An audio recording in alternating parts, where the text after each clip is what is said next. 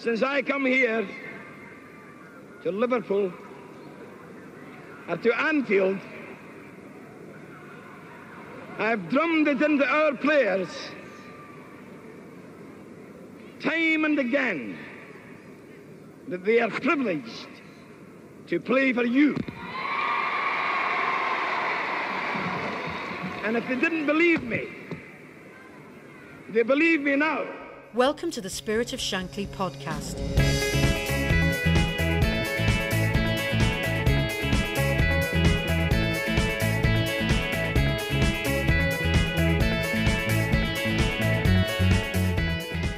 Welcome to the Spirit of Shankly's monthly podcast. The Spirit of Shankly is the UK's first football supporters union. It aims to represent the best interests of Liverpool fans worldwide by ensuring your voice is heard at all levels. Our podcasts are designed to keep you up to date with the work of SOS and with other developments at Liverpool Football Club. In February, we talked about LFC's new supporters committee. The club has delayed the announcement about the membership of this committee after the 7-person selection panel requested more time to review applications. The club received nearly 4,000 applications across 17 categories. Comedian and Liverpool fan John Bishop is one of the panel members. We spoke to him about how he got involved. I got involved because Paul Rogers from LFC TV phoned me up and said that he'd been in a meeting with Ian Ayres and they were talking about a supporters committee and would I be involved, and I said no. Then he said, well, why not? And I said, because for the start I'm up the wall mental mad, and also what's it actually lead to? So after about an hour and a half on the phone when he went through everything, my big commitment to it was that I would do it provided it was completely transparent. And in terms of transparent, it would be, I wouldn't want to be involved in something that the club was then going to fudge in any way whatsoever. And he gave me the assurances that it wouldn't be like that, and hopefully the end product won't be.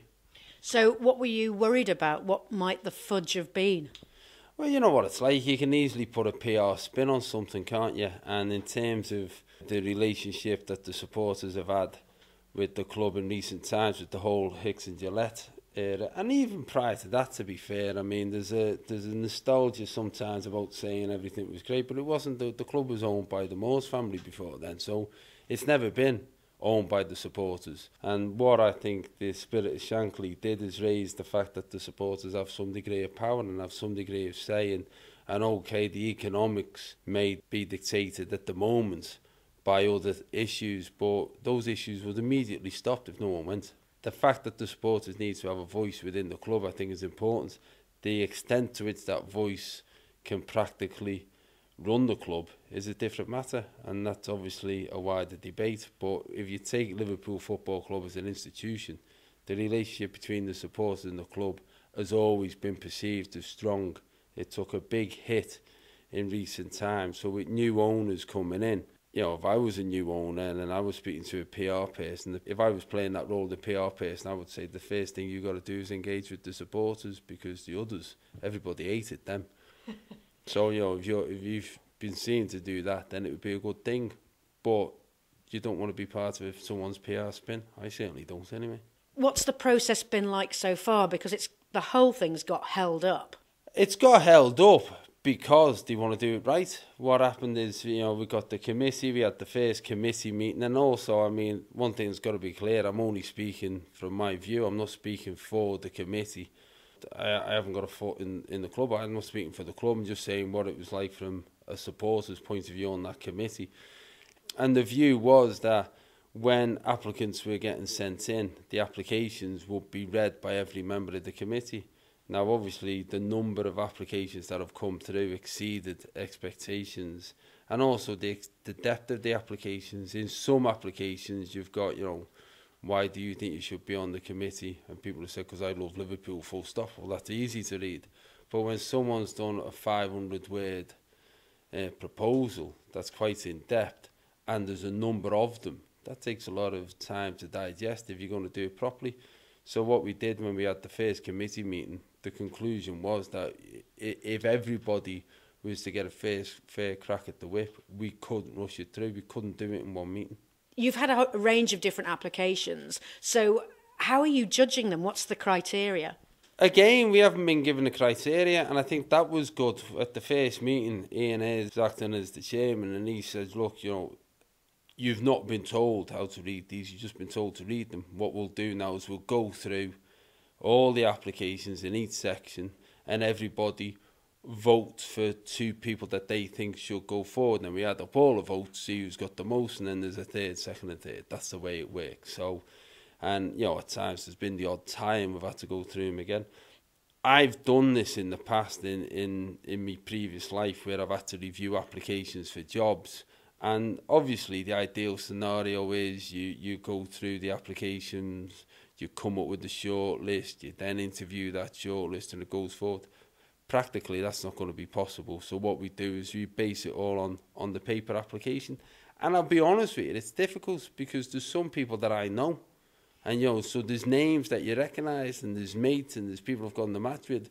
And I've had to look at the application as an application. I've not had to look at him and gone, well, to be fair, I know him better than the way he's written himself. Because that's not fair on someone I've never met, who's listed various reasons why they should be on the committee. My assessment of the way everyone else has approached it has been very much the same. People have tried to be as objective as possible. It sounds like it's really difficult. And also, what happens if people are unhappy with the decisions that you make? Well, for a start, they're not my decisions, they're the committee's decision. And I can absolutely 100% guarantee some people won't be happy. But if we'd have made another decision, they won't be happy. There are certain people who are going to moan unless, of course, they're selected. And that's just life. And as far as I'm concerned, that was one of the things that when I was asked to do it, the easiest thing is to say no.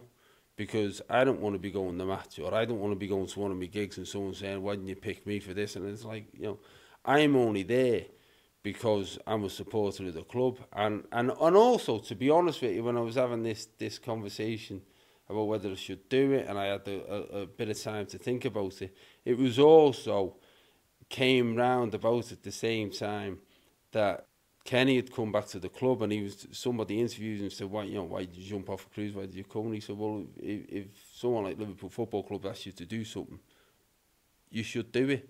And I thought, even at his level, with all the reputation that he carried forward and taking on the position that he's taken on, and without any degrees of assurance who's just going to do it to the end of the season, I thought, well, if a legend like him can do it, some knob like me thinking, I better not. You've got to do what you think is right, and hopefully it will be for the benefit of the club. Sort of moving on a bit to look at Spirit of Shankly. You joined the Spirit of Shankly. Why did you join? Because Steve Morrow made me do it. I think what happened was I got asked to go to the Independence Day rally and to say a few words at St George's Hall. And the reality was, in all honesty, I'd tried a few times to join in the past, but the application form on the internet was saying put your name and address and your phone number in, and I thought, I'm not doing that if I don't know who sat at the other end.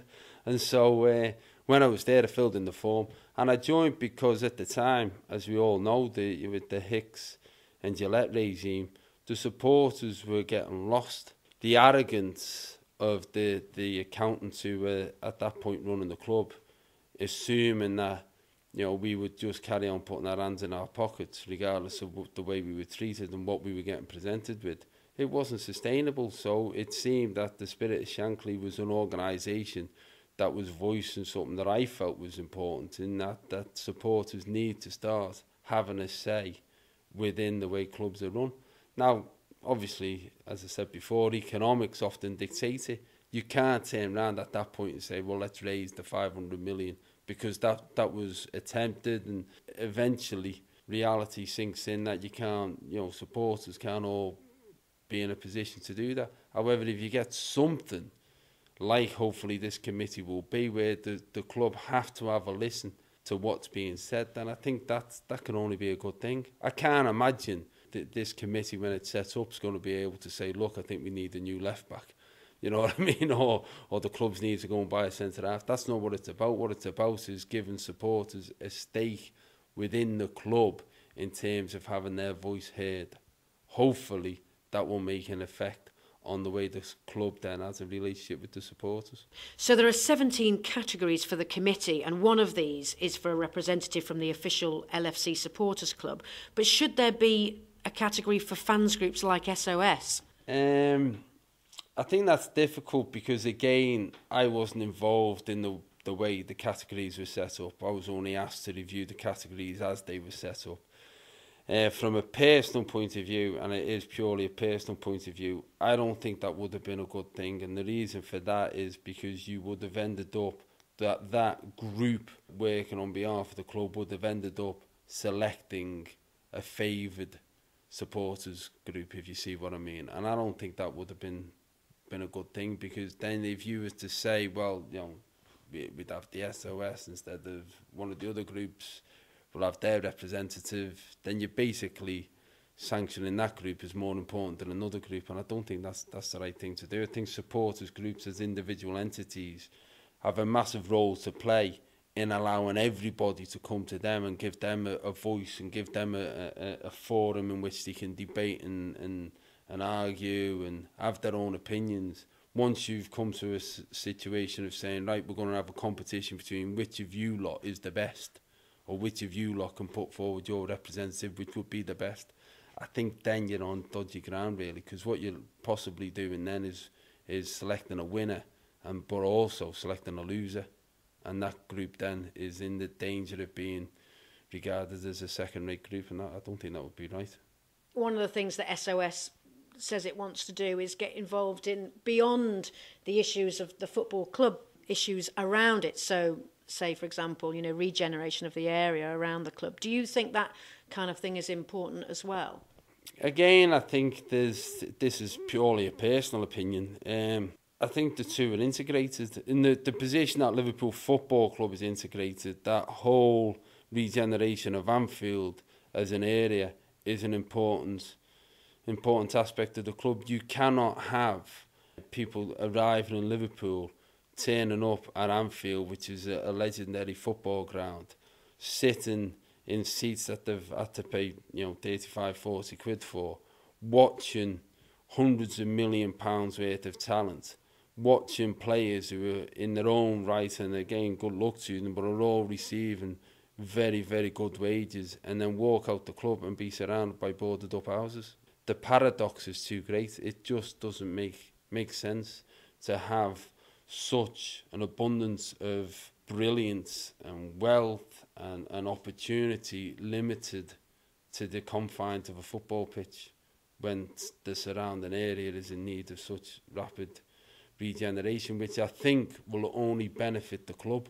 You know, if the club is surrounded by an area where you are able to, you know, people can come to the ground and go to cafes and go to bars and have all of the things that you get surrounding some of the other clubs, I think that can only be good. So in that instance, I think they do work hand in hand, and somebody needs to formalise some of those concerns into the club and outside of it. Anfield, the area, that it's sort of been waiting for regeneration to happen for a long time. So could this new committee structure have anything to do with trying to push things forward?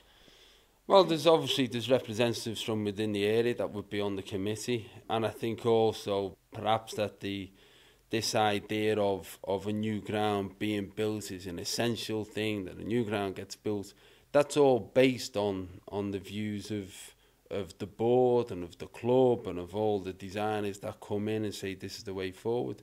Perhaps having a supporters committee that would say, well, look, hang on a minute, we don't actually need that. What we need is these other things that you can do within the confines of the ground that you've got, and as a result, spill out to benefit the surrounding area. That, you know, that may come of it. I can't possibly say, can I? But to me, I think the fact that the person who's now managing director of the club was the person who said it would be a good idea to have a supporters committee, and is also a person who is a lifelong Liverpool supporter, I think that's only a good thing, regardless of the fact that Ian's got a very strong commercial brain. I think we're in a very strong position as a group of supporters in a club that is now being run by a supporter. That's quite a rare thing in the Premier League.